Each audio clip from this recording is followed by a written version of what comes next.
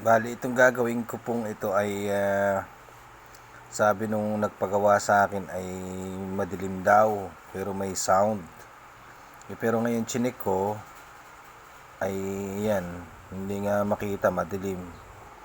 Pero parang may power siya. Hindi lang talaga makita yung screen. Tapos nasisinag-sinag ko yun. Nakita ko ay blurred siya na madilim. Bali, may idea ako kung ano ang posibleng naging trouble niya. Baka madumi yung CRT socket.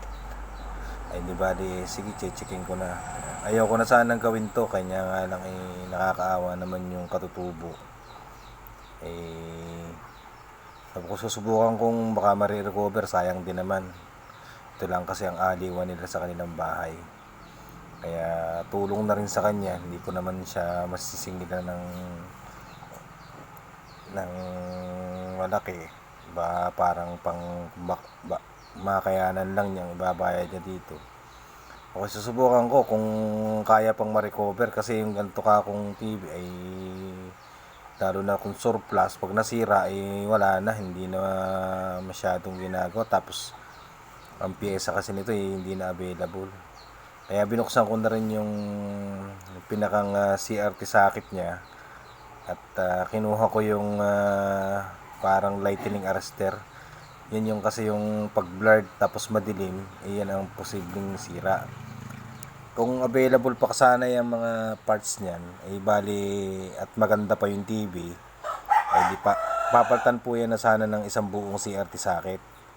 Kanya nga lang ay hindi na rin available yung mga pyesa niyan, lalo na yung CRT socket. Kung sakasakali naman ay mangangahoy na lang sa ibang board, pero wala naman akong ibang pagkakahuyan.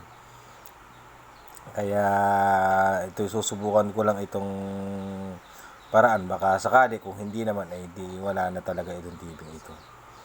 Nililinisan ko po yung metal part to sa CRT socket, saka yung mga junction niya.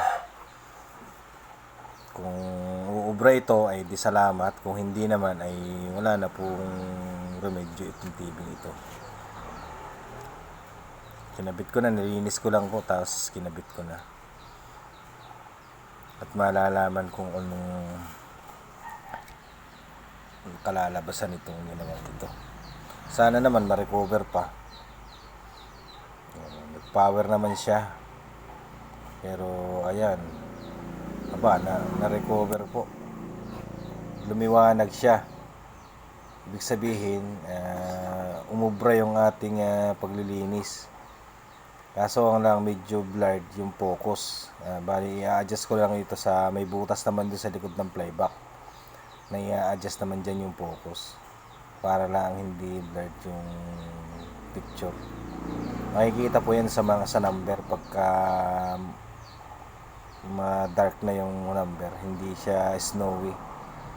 Yan o. Yan. At ibig sabihin, okay na po yung kanyang focus. May konting problema lang sa brightness, nai-adjust din naman yan doon sa playback. Gumagana pa naman yung mga button niya.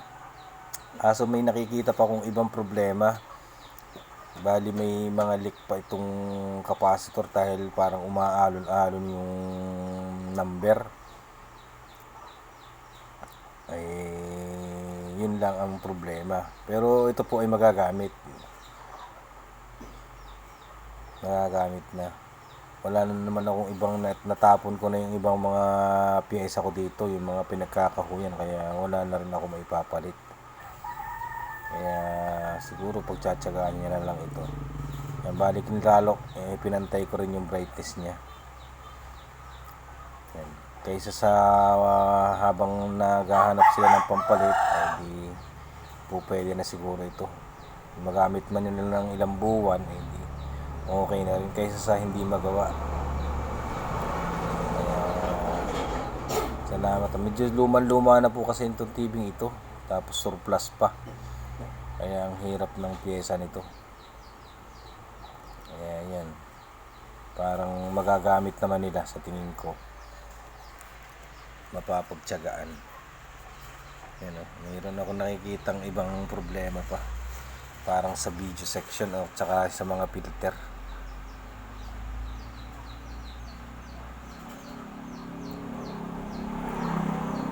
Pinapantay ko parang sobrang liwanag.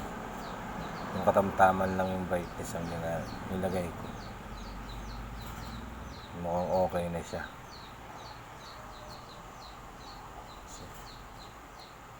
Bibigay ko na lang ito sa bangyan. Mukhang klaro na siya oh.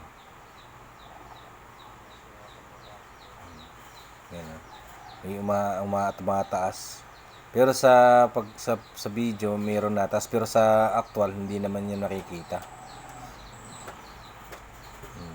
Mukhang papagtiyagaan na nila yan.